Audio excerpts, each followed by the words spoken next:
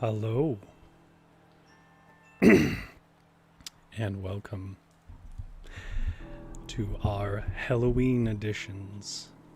The story we're going to tell tonight is actually quite a lot of truth, not a lot of fiction. Oh, sure, it has its conventions from our writer Arthur Conan Doyle, which you probably know most thoroughly as the writer of Sherlock Holmes, but what you might not know is he was actually a renowned horror author and was the origin of the mummy idea. But that's not what we're going to read about tonight. Gia says, "Good evening, mwahaha." Yes, unfortunately the winds have pulled down the wall of my cabin, so it's just us in the thunderstorm now. But nothing like a little story for us. This story is called The Leather Funnel, and it is by Arthur Conan Doyle. Just Fleece It Out says, "I like the moody new color for your background." Well, thank you. Like I said, my cabin got a little bit collapsed. I'm actually surprised you guys still came here. There's an abandoned place up the road that we could probably stay in, but let's wait for the weather to calm down. Also, let me know if the sound is not mixing well and you can't hear me. This is called The Leather Funnel by Arthur Conan Doyle. My friend Lionel Dacre lived in the Avenue de Wagram in Paris. His house was that small one with the iron railings and grass plot in front of it. On the left-hand side, as you pass down from the Arc de Triomphe, I fancy that it had been there long before the avenue was constructed, for the grey tiles were stained with lichens, and the walls were mildewed and discolored with age. It looked a small house from the street, 5 windows in the front, if I remember it right, but deepened into a single long chamber at the back. It was here that Dacre had that singular library of occult literature, and the fantastic curiosities which served as a hobby for himself and an amusement for his friends. A wealthy man of refined and eccentric tastes, he had spent much of his life and fortune in gathering together what was said to be a unique private collection of Talmudic, Kabbalistic, and magical works, many of them of great rarity and value. His tastes leaned toward the marvelous and the monstrous, and I have heard that his experiments in the direction of the unknown have passed all the bounds of civilization and of decorum. To his English friends he never alluded to such matters, and took tone of the student and virtuoso. But a Frenchman whose tastes were of the same nature has assured me that the worst excesses of the Black Mass had been perpetrated in that large and lofty hall, which is lined with the shelves of his books and the cases of his museum. Dacre's appearance was enough to show that his deep interest in these psychic matters was intellectual rather than spiritual. There was no trace of asceticism upon his heavy face. There was much more mental force in his huge, dome-like skull, which curved upward from amongst his thinning locks like a snow peak above its fringe of fir trees. His knowledge was greater than his wisdom, and his powers were far superior to his character. The small, bright eyes buried deeply in his fleshy face twinkled with intelligence and an unabated curiosity of life, but they were of a sensualist and an egotist. Enough of the man, for he is dead now, poor devil, dead at the very time that he had made sure that he had at last discovered the elixir of life. It is not with his complex character that I have to deal, but with the very strange and inexplicable incident which had its rise in my visit to him in the early spring of the year 1882. I had known Dacre in England for my researches in the Assyrian Room of the British Museum had been conducted at the time when he was endeavoring to establish a mystic and esoteric meaning in the Babylonian tablets, and this community of interests had brought us together. Chance remarks had led to daily conversation, and that to something verging upon friendship. I had promised that on my next visit to Paris I would call upon him. At the time when I was able to fulfill my compact, I was living in a cottage at Fontainebleau, and as the evening trains were inconvenient, he asked me to spend the night in his house. "I have only that one spare couch," said he, pointing to a broad sofa in his large salon. "I hope that you will manage to be comfortable there." It was a singular bedroom with its high walls of brown volumes, but there could be no more agreeable furniture to a bookworm like myself. And there is no scent so pleasant to my nostrils as that faint, subtle reek that comes from an ancient book. I assured him that I could desire no more charming chamber and no more congenial surroundings. "If the fittings are neither convenient nor conventional, they are at least costly," said he, looking around at his shelf. "I have expended nearly $250,000 of money upon these objects which surround you. Books, weapons, gems, carvings, tapestries, images. There's hardly a thing here which has not its history, and it is generally one worth telling." By the way, $250,000 in that day's money is $40 million nowadays. He was seated as he spoke at one side of the open fireplace, and I at the other. His reading table was on his right, and the strong lamp above it ringed it with a very vivid circle of golden light.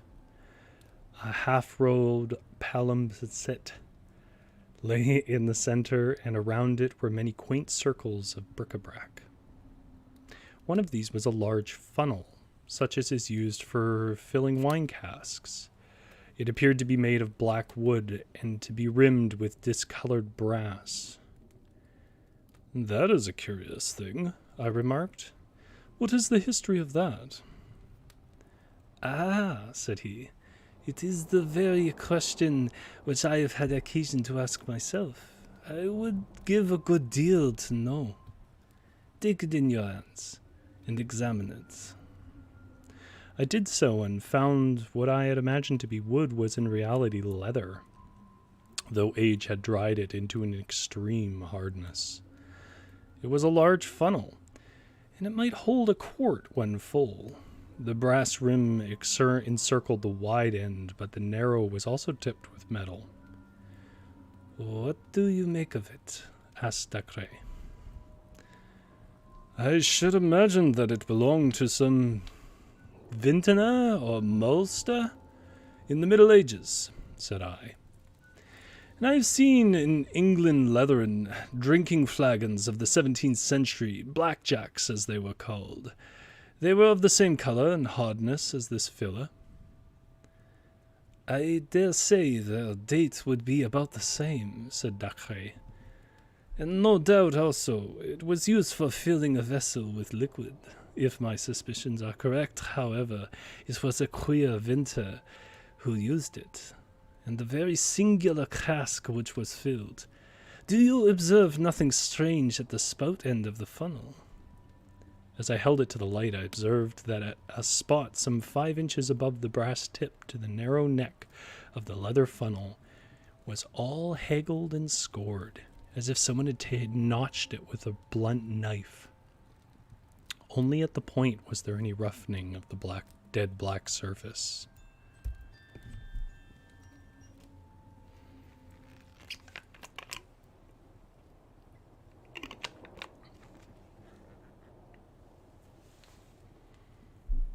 Someone has tried to cut off the neck. Would you call it a cut? It is torn and lacerated. It must have taken some strength to leave these marks on such tough material, whatever the instrument may have been. But what do you think of it? I can tell you know more than you say. Dacre smiled. His little eyes twinkled with knowledge. Have you included the psychology of dreams among your learned studies? He asked. I did not even know there was such a psychology. My dear sir, that shelf above the gem case is filled with volumes from Albertus Magnus onward, which deal with no other subject. It is a science in itself. A science of charlatans? The charlatan is always the pioneer. From the astrologer came the astronomer. From the alchemist, the chemist. From the mesmerist, the experimental psychologist. The quack of yesterday is the professor of tomorrow. Even such subtle and elusive things as dreams will in time be reduced to system and order.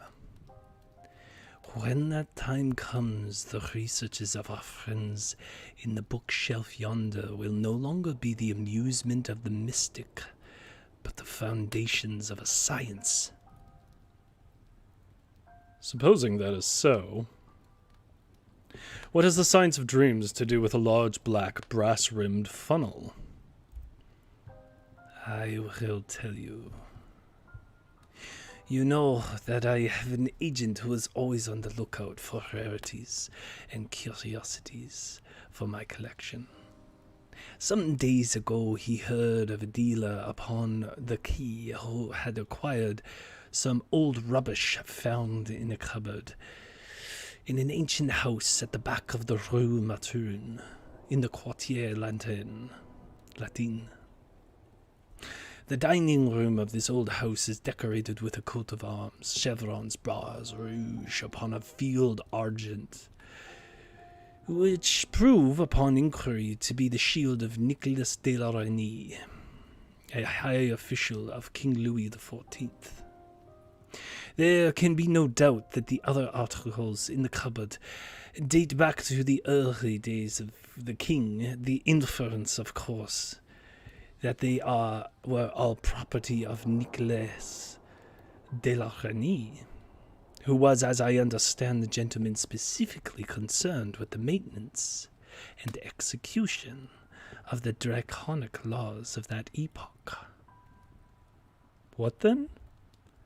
I would ask you now to take that funnel into your hands once more, and to examine the upper brass rim. Can you make out any lettering upon it? There were certainly some scratches upon it, almost obliterated by time. The general effect was of several letters, the last of which bore some resemblance to a B. You make a B? Yes, I do. So do I. In fact, I have no doubt whatever that it is a B. But the nobleman you mentioned would have had an R for his initial. Exactly. That's the beauty of it. He owned this curious object, yet he had someone else's initials upon it. Why did he do this? I can't imagine. Can you? Well, I might perhaps guess. Do you observe something drawn a little further along the rim? I would say it was a crown. It is undoubtedly a crown. But if you examine it in good light, you will convince yourself that it is not an ordinary crown. It is an heraldic crown. Heraldic crown. background. Sorry, that sounded like erotic. A badge of rank, and it consists of an alternation of 4 pearls and strawberry leaves. The proper bandage of a marquis. We may infer, therefore, that the person whose initials end in B was entitled to wear that coronet. Then this common leather filler belonged to a marquis. Dacre gave a peculiar smile. Or to some member of the family of a marquis, he said. So much we have clearly gathered from this engraved rim. But what has all this to do with dreams? I do not know whether it was from a look upon Dacre's face, or from some subtle suggestion in his manner, but a feeling of repulsion, of unreasoning horror came upon me as I looked at the old gnarled lump of leather. I have more than once received important information through my dreams, said my companion in the didactic manner which he loved to affect. I make it a rule now, when I am in doubt upon a material point, to place the article in question beside me as I sleep, and to hope for some enlightenment. The process does not appear to be very obscure, though it has not yet received the blessing of orthodox science. According to my theory, any object which has been intimately associated with a supreme paroxysm of human emotion, whether it be joy or pain, will retain a certain atmosphere or association which it is capable of communicating to a sensitive mind. By a sensitive mind, I do not mean an abnormal one, but such a trained and educated mind as you possess. You mean, for example, that if I slept beside the old sword upon the wall, I might dream of some bloody incident in which that very sword took part? An excellent example, for, as a matter of fact, the sword was used in that fashion by me, and I saw in my sleep the death of its owner, who perished in a brisk skirmish, which I had been unable to identify, but which occurred at the time of the Wars of the Frondists.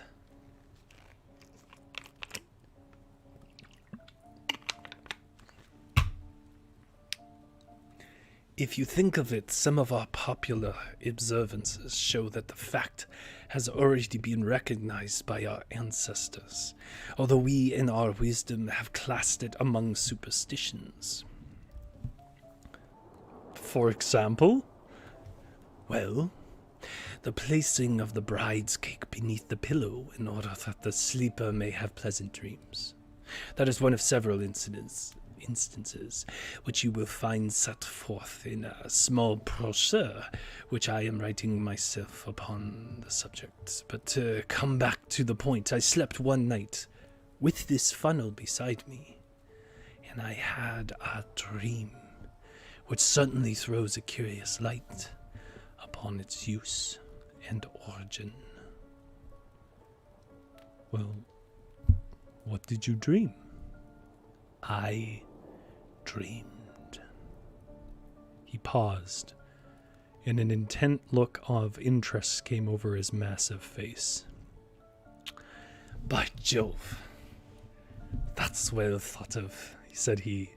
This really will be an exceedingly interesting experiment. You are yourself a psychic subject with nerves which respond readily to any impression. I have never tested myself in that direction. Then we shall test you tonight. Might I ask you a very great favor? When you occupy that couch tonight, sleep with this old funnel placed by the side of your pillow. The request seemed to me a grotesque one, but I have myself, in my complex nature, a hunger after all that which is bizarre and fantastic, I had not the faintest belief in Dacre's theory, nor any hope for success in such an experiment, yet it amused me that the experiment should be made. Dacre, with great gravity, drew a stand to the head of my settee and placed the funnel upon it. Then after a short conversation, he wished me good night and left. I sat for some little time smoking by the smoldering fire, turning over in my mind the curious incident which had occurred, the strange experiences which might lie before me. Skeptical I was. There was something impressive in the assurance of Dacre's manner, in my extraordinary surroundings. The huge room with the strange and often sinister objects which were hung around it struck solemnity into my soul. Don't know why I'm stumbling on that. Finally, I undressed, and turning out the lamp, I lay down. After long tossing, I fell asleep. Now let me try to describe as accurately as I can the scene which came to me in my dreams. It stands out now in my memory more clearly than anything which I have seen with my waking eyes. There was a room which bore the appearance of a vault. 4 spandrels, the corners ran up to join a cup-shaped roof. The architecture was rough but very strong, evidently part of a great building. 3 men in black, with curious, top-heavy black velvet hats, sat in a line upon a red-carpeted dais. Their faces were very solemn and sad. On the left stood 2 long-gowned men with portfolios in their hands, which seemed to be stuffed with papers. Upon the right, looking toward me, was a small woman with blonde hair and singular light blue eyes. The eyes of a child. She was past her first youth, but could not yet be called middle-aged. Her figure was inclined to stoutness, and her bearing was proud and confident. Her face was pale but serene. It was a curious face, comely and yet feline, with a subtle suggestion of cruelty about the straight, strong little mouth and chubby jaw. She was draped in some sort of loose white gown. Beside her stood a thin, eager priest who whispered in her ear and continually raised a crucifix before her eyes. But she turned her head and looked fixedly past the crucifix at the 3 men in black who were, I felt, her judges. As I gazed, the 3 men stood up and said something, but I could distinguish no words, though I was aware that it was the central one who was speaking. They then swept out of the room, followed by 2 men with the papers. At the same instant, several rough-looking fellows in stout jerkins came bustling in and removed the first red carpet, and then the boards which formed the dais, so as to entirely clear the room. When this screen was removed, I saw 1 singular articles of furniture behind it. It looked like a bed with wooden rollers on each end and a winch handle to regulate its length. There was another, a wooden horse. There were several other curious objects and a number of swinging cords which played over pulleys. It was not unlike a modern gymnasium. When the room had been cleared, there appeared to be a new figure upon the scene. This was a tall, thin person, clad in black, with a gaunt and austere face. The aspect of the man made me shudder. His clothes were all shining with grease and mottled with stains. He bore himself with a slow and impressive dignity, as if he took command of all things from the instant of his entrance. In spite of his rude appearance and sordid dress, it was now his business, his room, his to the command. He carried a coil of light ropes over his left forearm. The lady looked him up and down with a searching glance, but her expression was unchanged. It was confident, even defiant. But it was very different with the priest. His face was ghastly white. and I saw the moisture glisten and run on his high, sloping forehead. He threw up his hands in prayer, and he stooped continually to mutter frantic words in the lady's ear. The man in black now advanced, and taking one of the cords from his left arm, he bound the woman's hands together, and she held them meekly towards him as he did so. When he took her arm with a rough grip and led her down toward the wooden horse, which was a little higher than her waist.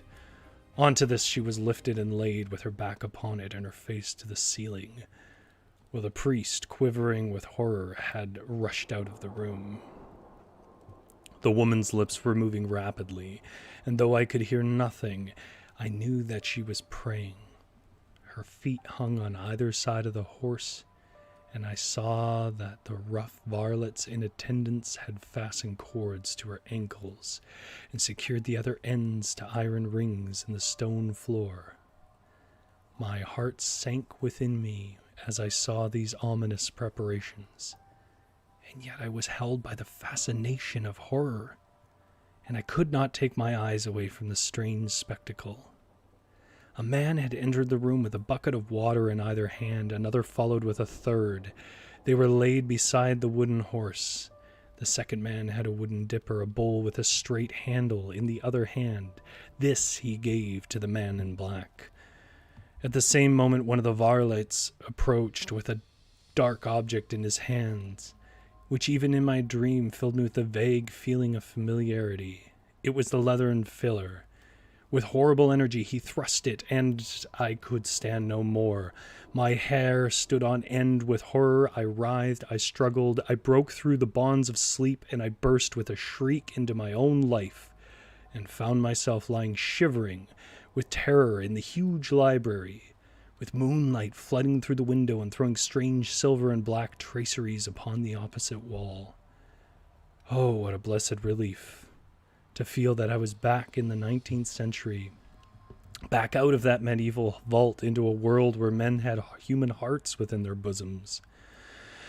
I sat up on my couch, trembling in every limb, my mind divided between thankfulness and horror. To think that such things were ever done, that they could be done without God striking the villains dead. Was it all a fantasy? Or did it really stand for something which had happened in the black, cruel days of the world's history? I sank my throbbing head upon my shaking hands, and then suddenly my heart seemed to stand still in my bosom. I could not even scream, so great was my terror. Something was advancing towards me through the darkness of the room. It is a horror coming upon a horror which breaks a man's spirit. I could not reason.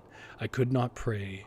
I could only sit like a frozen image and glare at the dark figure which was coming down the great room, and then it moved into the white lane of moonlight, and I breathed once more.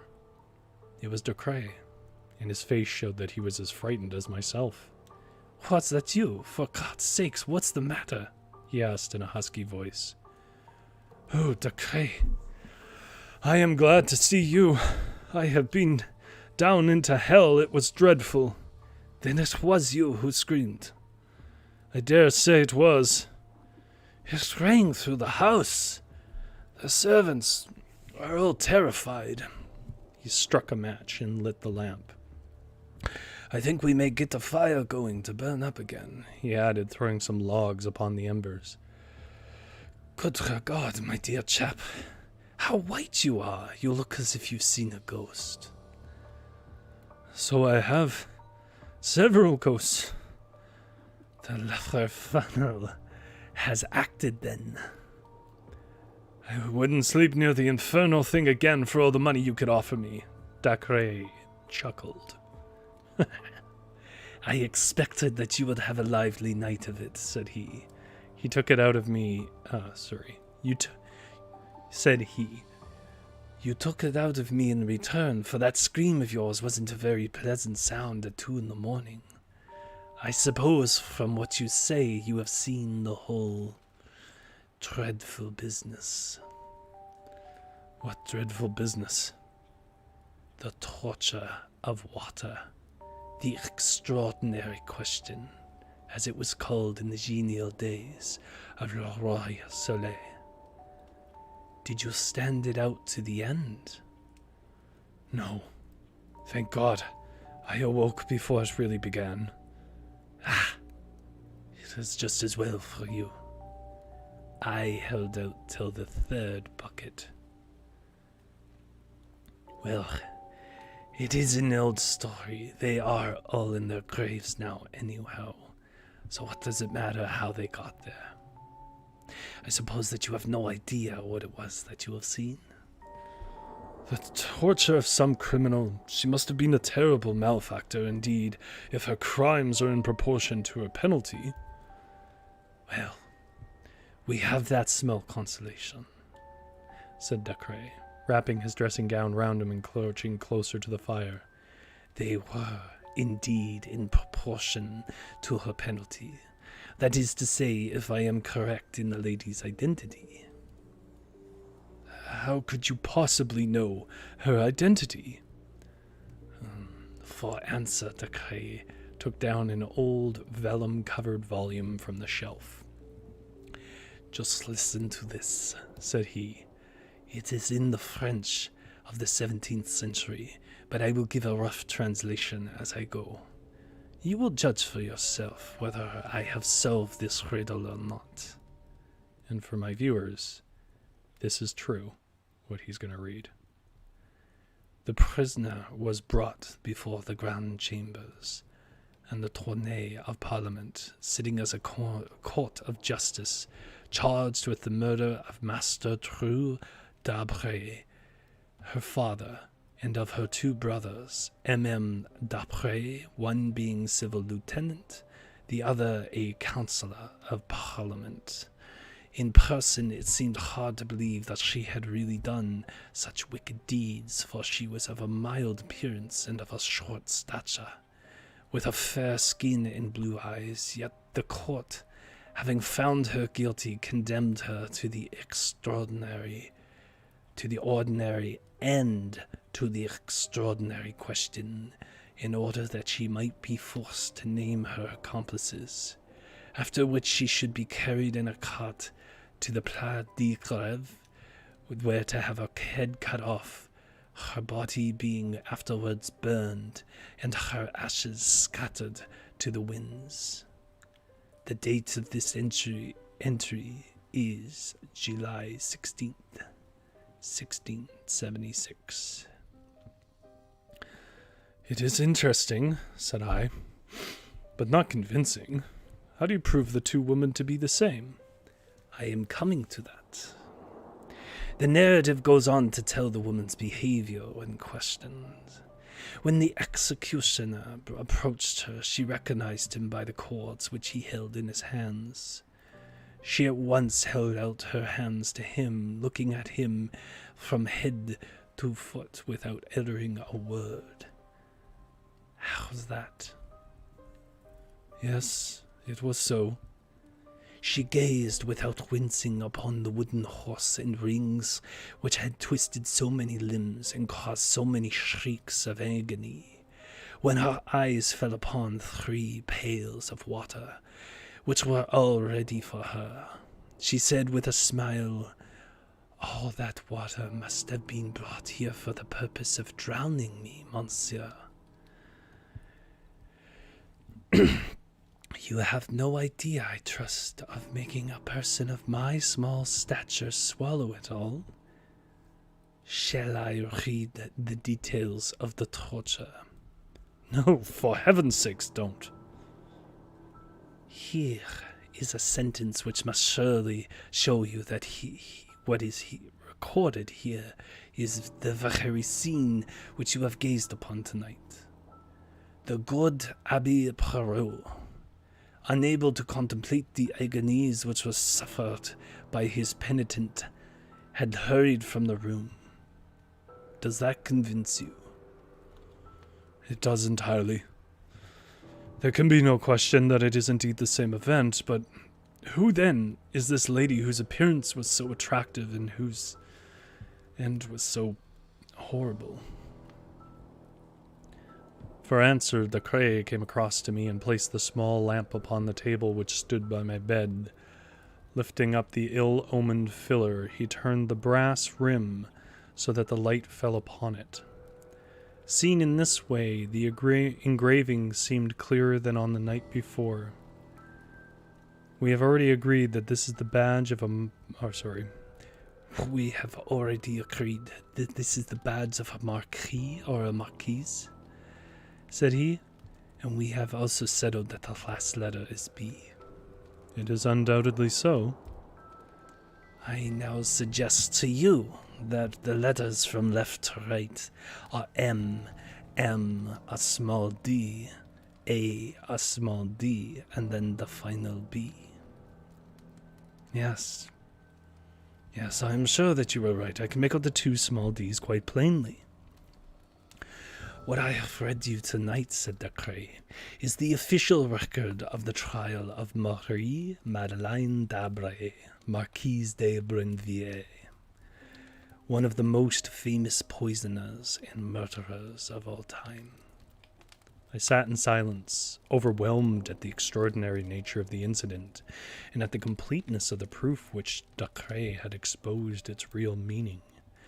In a vague way, I remembered some details of the woman's career, her unbridled debauchery, the cold-blooded, protracted torture of her sick father, the murder of her brothers for motives of petty gain.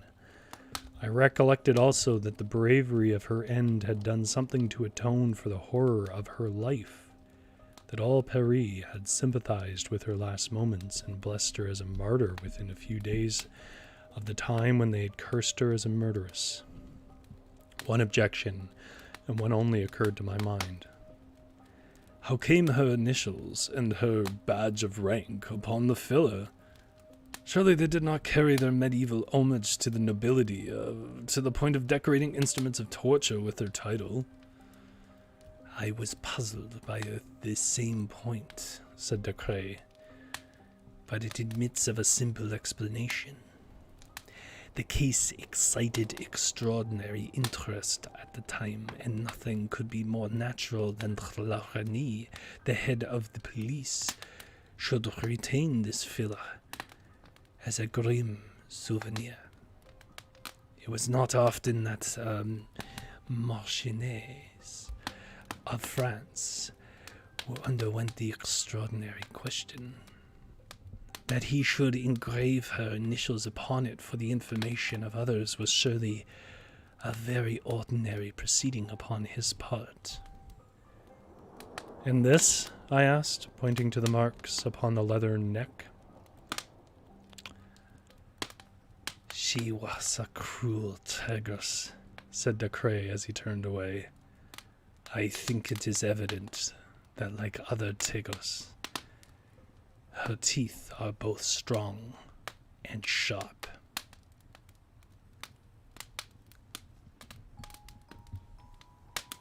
All right, and that is the end of the story.